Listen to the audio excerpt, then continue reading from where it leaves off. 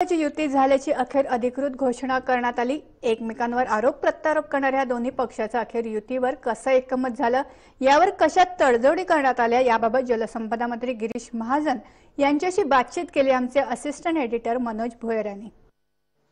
भाजप आणि शिवसेनेच्या युतीची अखेर घोषणा झाली। भाजपचे ज्येष्ठ मंत्री गिरीश महाजन आपल्या सोबत आहेत, आपण त्यांच्याशी बातचीत करणार आहोत। शेवटी नाही म्हणता दोन्ही पक्षांची युती झाली। ही युती झाल्यानंतरचं चित्र आपल्याला महाराष्ट्रामध्ये काय दिसतं? चित्रात अतिशय स्पष्ट आहे। आता भाजप सेनेची युती व्हावी ही कार्यकर्त्यांची इच्छा होती, ती मतदारांची इच्छा होती खरं म्हणजे। कारण या राज्याला, या देशाला एक सक्षम सरकार द्यायचं आहे, स्पष्ट बहुमत असलेलं सरकार त्या ठिकाणी द्यायचं आहे।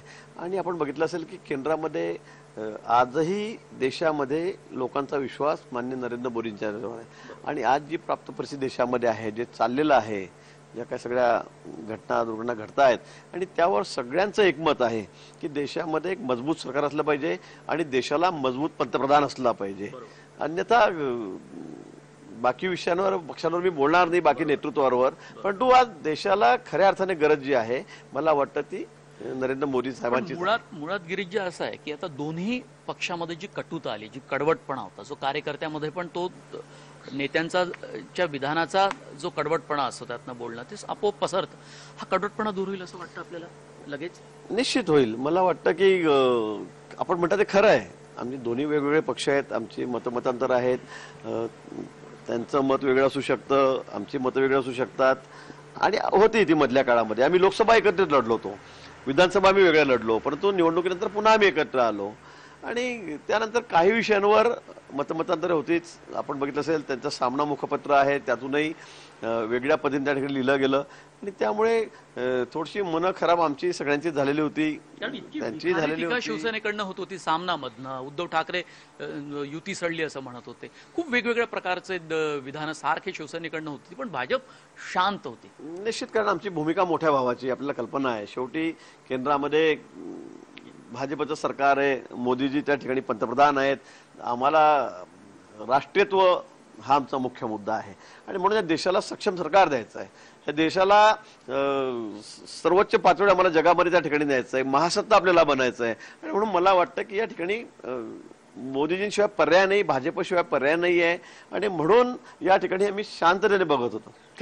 शिवसेनेचं एक मध्ये एक आलं होतं, म्हणजे ती की त्यांना या राज्यामध्ये आता मुख्यमंत्री व्हायचं आहे। म्हणजे शिवसेनेचं म्हणणं होतं की उद्धव ठाकरे मुख्यमंत्री झाले पाहिजे, शिवसेनेचा मुख्यमंत्री झाला पाहिजे, पण तशा पद्धतीची कुठली काही अट होती?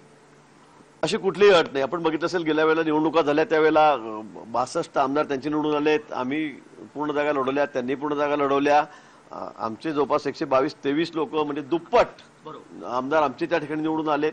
ठीक आहे, त्यावेळेला तो निकाल लागला, काय असेल तसेल, परंतु आज अशी कुठली अट वगैरे कुठे नाहीये किंवा माझ्या ऐकण्यात तर अजिबात नाहीये मुख्यमंत्री कोणाचा व्हावा। आता आमचं लक्ष सध्या केंद्राकडे, आमचं लक्ष देशाकडे आहे।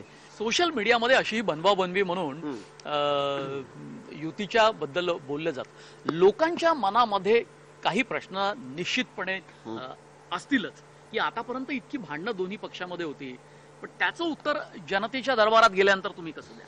नाही, मला वाटतं की निश्चित मी सांगितलं की आम्ही दोन्ही वेगवेगळे पक्ष आहोत आणि त्यामुळे त्यांची मतं वेगळी असू शकतात, आमची मतं वेगळी असू शकतात आणि ते असतात आणि ते त्यांनी बोलून दाखवली। विधानसभा आम्ही विरोधातच लढलो होतो, पण शेवटी नंतर एकत्र आलो होतो आणि म्हणून काँग्रेस राष्ट्रवादीला तर अजिबात असा अधिकार नाही ना, कारण गेल्या वेळी ते एकत्र झाले होते वेगळे लढून आणि त्यानंतर त्यांनी काय केलं, काय भांडणं केलीत, ते एकमेकाच्या तोंडाकडे बघत नव्हते। म्हणजे मुख्यमंत्री अजितदादा याची फाईल तो करत नाही, त्याची फाईल तो करत नाही, शरद पवार साहेब म्हटले ते मुख्यमंत्र्याच्या हाताला लाखवा मारलेला आहे, ते सह्याच करत नाही आमच्या फाईलवर, हे काय आपल्याला नवीन आहे का? आणि म्हणून मला वाटतं त्यांना बोलायचा तर काहीच अधिकार नाहीये, अजिबात अधिकार नाहीये। ठीक आहे, आमच्यातलं थोडा ताणतणाव झाला होता, काही बाबतीमध्ये टोकाची भूमिकाही सामनामधून त्या ठिकाणी घेतली गेली आणि माझं नेहमीच मत होतं की आपल्याला शेवटी युती करायची आहे, आपण शेवटी एकत्र होणार आहोत आणि शेवटी मग एकत्र झाल्यावर आता इतकं टोकाचं, पण तुम्ही मनाने तयारी केली होती की मुख्यमंत्र्यांनी जालनाच्या तुमच्या भाजपच्या कार्यक्रमामध्ये म्हटलं होतं की आले तरी सोबत घेऊ, नाही आले तरी आम्ही एकटं लढू, एकटं लढण्याची तयारी मनाने ठेवली होती तुम्ही? बघा, भाजप कसा पक्ष तुम्हाला त्याची कल्पना आहे। आज जवळपास 16-17 राज्यांमध्ये आमचे मुख्यमंत्री आहेत की ते काँग्रेसच्या इतक्या वर्षामध्ये 60-70 वर्षात कुठेही नव्हते।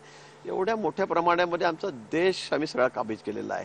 आज संपूर्ण बहुमत देशामध्ये त्या ठिकाणी लोकसभेमध्ये आमचं आहे. एवढं असताना सुद्धा शिवसेना म्हणत होती की आम्ही स्वबळावर लढू. आता शिवसेना सोबत येण्याच्या मागे तुम्हाला काय वाटतं?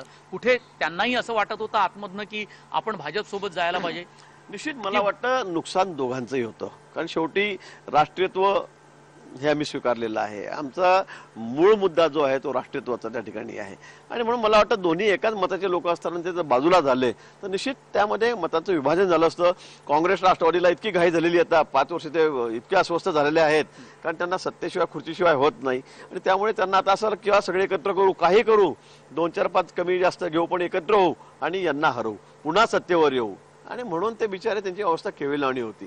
आणि म्हणून या ठिकाणी आमचा निर्णय झाला. दोन्ही पक्षांना वाटत होतं, कार्यकर्त्यांनाही वाटत होतं ठीक आहे इलेक्शनमध्ये थोडं ताणलं जातं, जागा 2 जास्त मिळतील, 4 कमी मिळतील, जास्त मिळतील, यासाठी ताणाताणी असते, टोकाचं बोललंही गेलं. परंतु लोकांना जे अपेक्षित आहेत, कार्यकर्त्यांना जे अपेक्षित आहेत, जे आमदार खासदार सिटिंग आहेत किंवा त्यांना लढायचं आहे, त्यांना हीच अपेक्षा होती की बाबा एकत्र आल्याशिवाय पर्याय नाही, अन्यथा हे सगळे एकत्र जर झाले तर आपल्याला कुठेतरी हार पत्करावी लागेल. आणि म्हणून मला वाटतं की आता दोन्ही पक्ष एकत्र झाल्यामुळे आता हे कोणाला ज्योतिषाची गरज नाही सांगायला की आता काँग्रेस राष्ट्रवादीचं काय होणार आहे आणि भाजप सेना किती मताधिक्य त्या ठिकाणी घेणार आहे. तुम्ही युतीनंतरची एक्सक्लुझिव्ह मुलाखत दिली. जय महाराष्ट्राला, जय महाराष्ट्रासोबत तुम्ही दिलखुलास गप्पा मारल्या. आपले खूप खूप धन्यवाद.